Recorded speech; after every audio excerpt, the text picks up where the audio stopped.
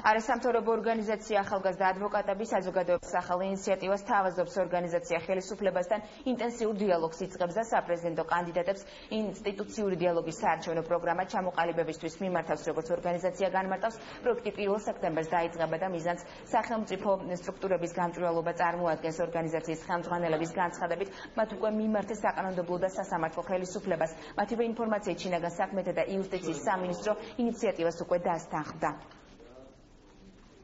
ახალგაზრდა ადვოკატები საჯარო მმართველობის გამჭვირვალობის და საზოგადოების მხრიდან დობის ამაღლების პრინციპების გათვალისწინებით ვიწყებთ ახალ ინიციატივას, პროექტს ინსტიტუციური დიალოგი აღმასრულებელ საკანონმდებლო და სასამართლო ხელისუფლებასთან.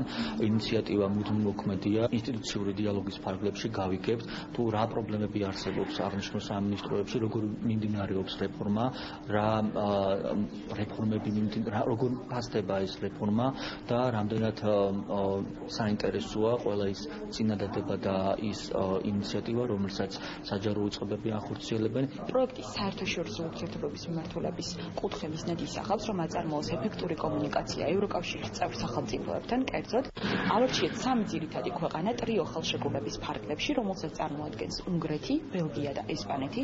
სამივე ქვეყნებთან კომუნიკაციის შედეგად მომზადდება სარეკომენდაციო პაკეტი, რომლის შეთავაზება მოგვიანებით მოხდება საქართველოში პრეზიდენტობის კანდიდატებისათვის.